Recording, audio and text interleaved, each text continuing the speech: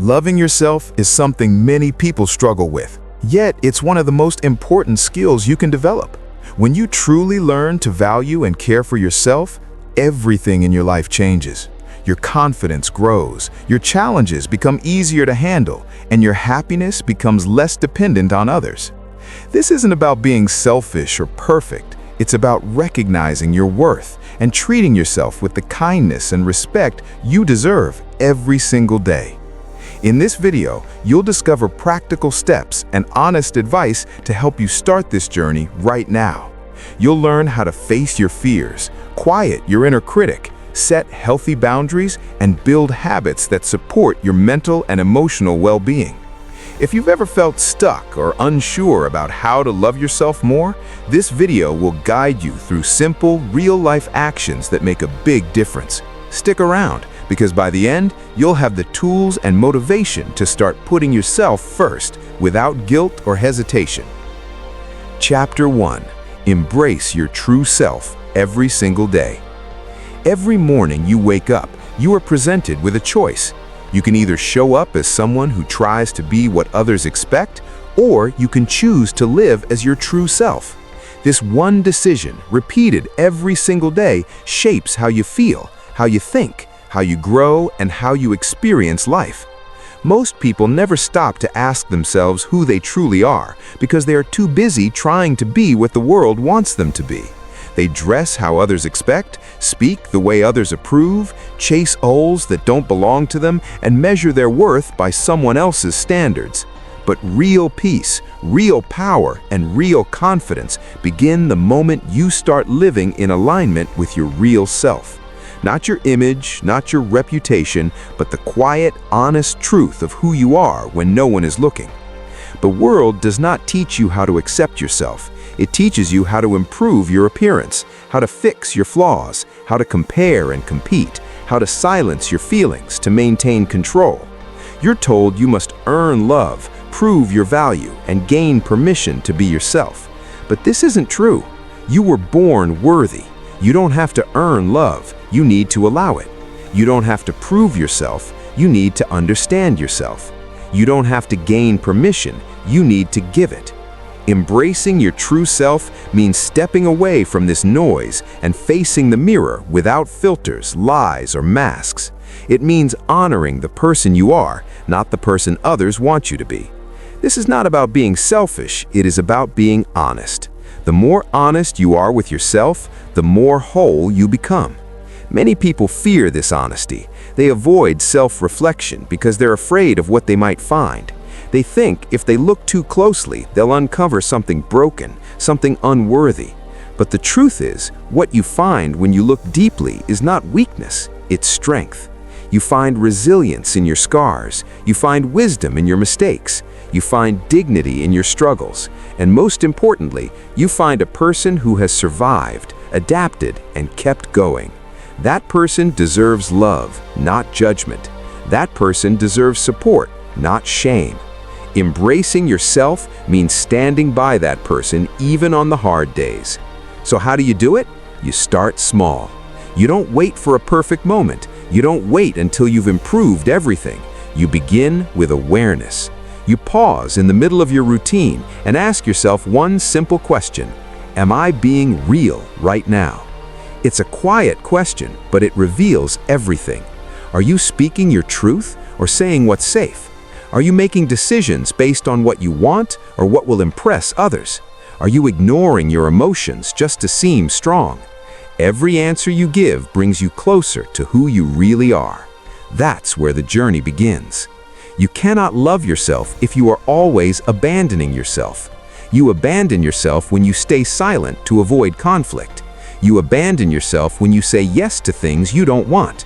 You abandon yourself when you pretend to agree just to fit in. And every time you do it, you feel smaller, weaker, more disconnected. The cost of pleasing others is often losing your connection to yourself, and that's too high a price. If you want real freedom, you must stop negotiating your identity for comfort. You must start standing with yourself, even when it's uncomfortable. This doesn't mean you stop caring about people. It means you stop betraying yourself to be accepted. There's a difference between connection and dependence. When you love yourself, you can connect without losing yourself. You can care without sacrificing your truth. You can listen without shrinking. And the more you live this way, the stronger your self-respect becomes. Self-love is not a moment of inspiration.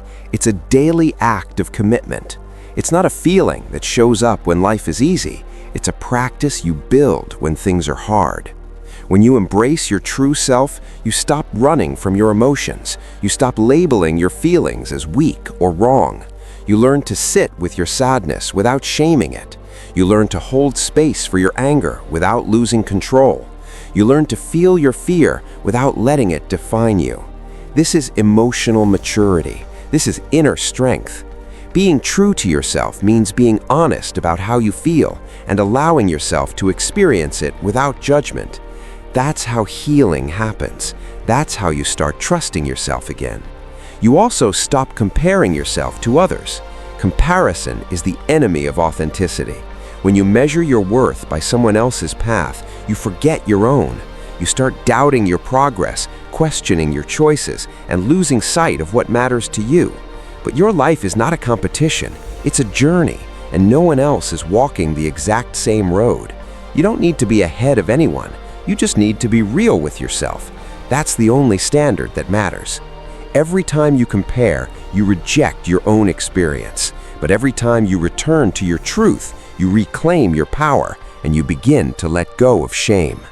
Shame tells you that you are not enough, that something is wrong with you, that if people really knew you, they would walk away. But shame is a liar.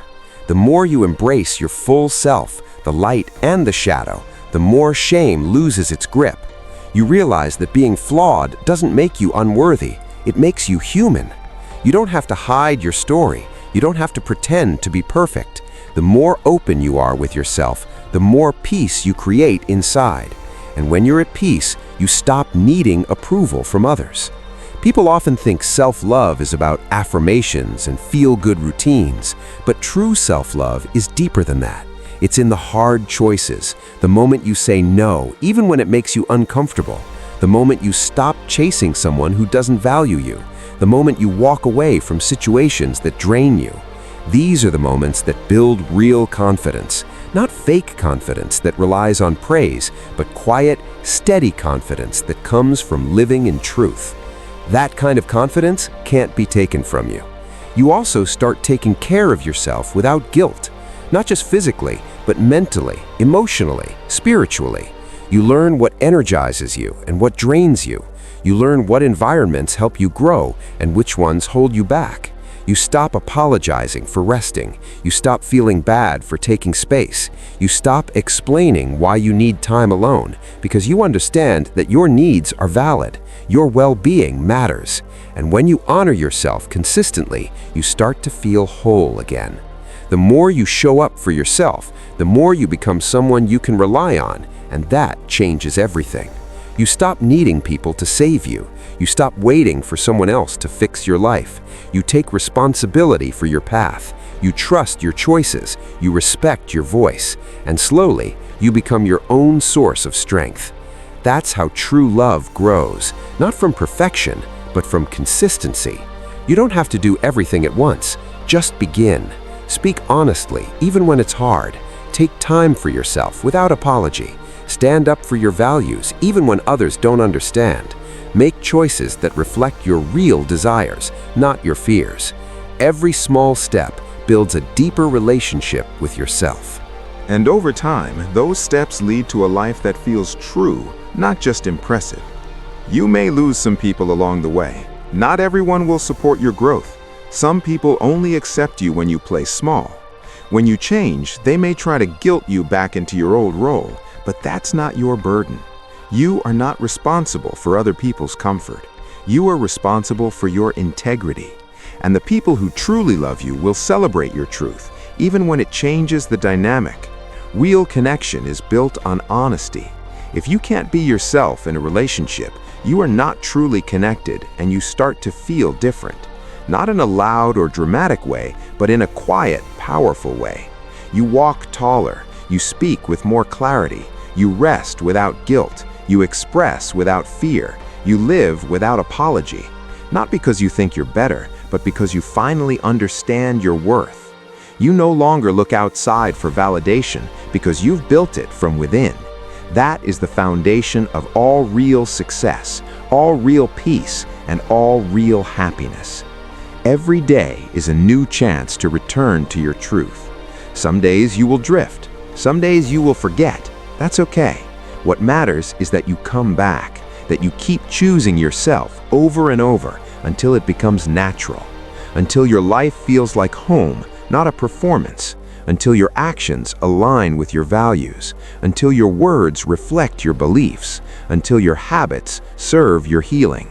That's what it means to embrace your true self. And when you do, you don't just change how you feel, you change how you live. You are not here to be accepted by everyone. You are here to be honest with yourself. You are not here to impress others. You are here to fulfill your own potential. You are not here to fit into someone else's idea of success. You are here to create a life that reflects your truth.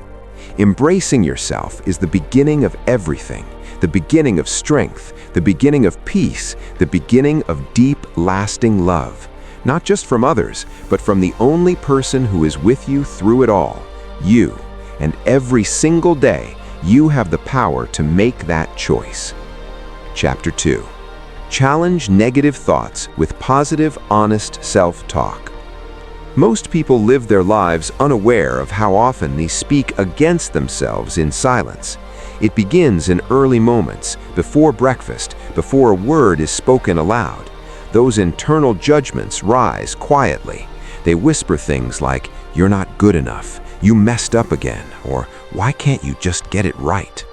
These thoughts are often accepted as truth without being questioned, and over time they shape how you see yourself, how you act, how much you try, and whether you believe you deserve happiness.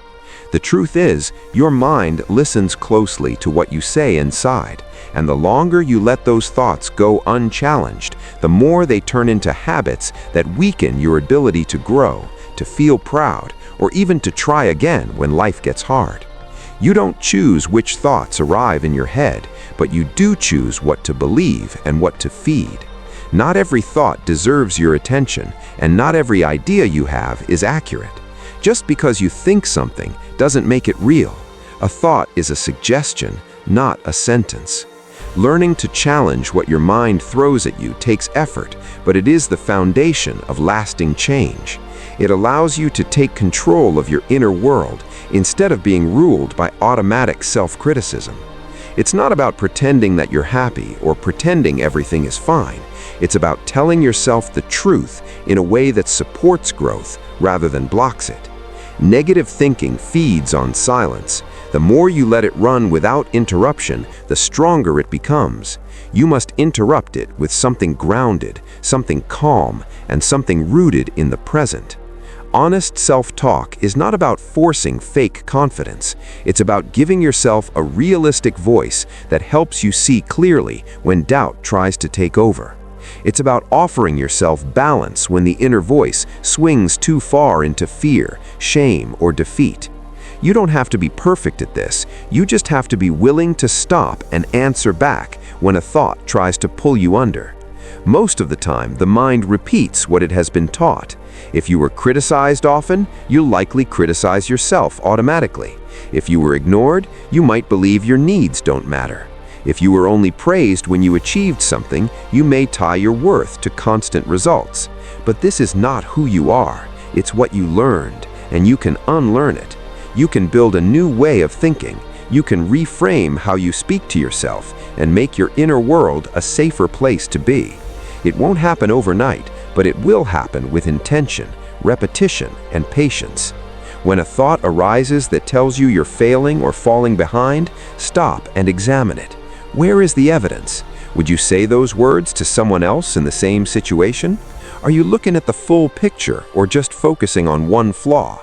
Most negative thoughts are not based on logic. They are emotional reactions disguised as facts. To challenge them, you need to speak back with clarity. You can say, "This moment is hard, but it doesn't define me." You can say, I'm learning, and that means I'm growing.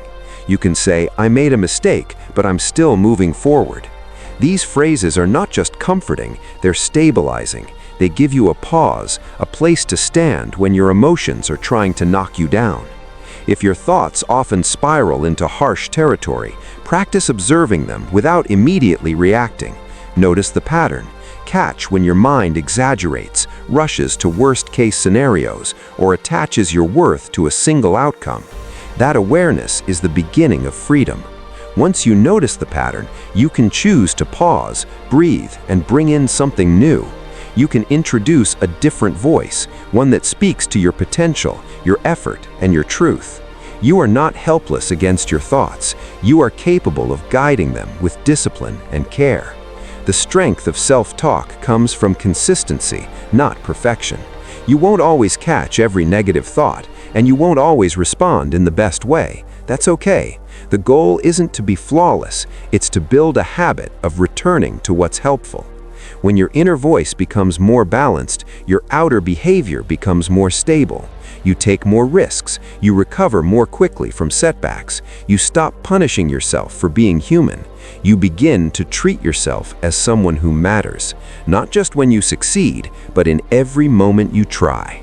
One of the most powerful shifts happens when you stop expecting your thoughts to match your mood. On days when you feel down, your thoughts may naturally follow that energy. But that doesn't mean you have to believe everything they say. Your thoughts can reflect your mood, or they can shape your mood. You decide which direction to take. And the more you practice guiding your thoughts, the more control you gain over how you feel, how you respond, and how you move forward through difficulty. Challenging negative thoughts does not mean ignoring your problems. It means facing them with honesty instead of self-blame. If you failed, you admit it without turning it into a personal attack. If you're struggling, you describe it without calling yourself weak. This honesty builds trust with yourself. It lets you be real without being cruel. It teaches your mind that it's safe to feel, to fail, to start over, and that safety becomes the ground where confidence grows. There will be moments when your old thoughts return louder than ever. In those moments, it's easy to fall back into old reactions, but those moments are also opportunities. Each time you notice the pattern and respond differently, you break its power a little more. You remind your mind that it no longer gets to control you without being questioned.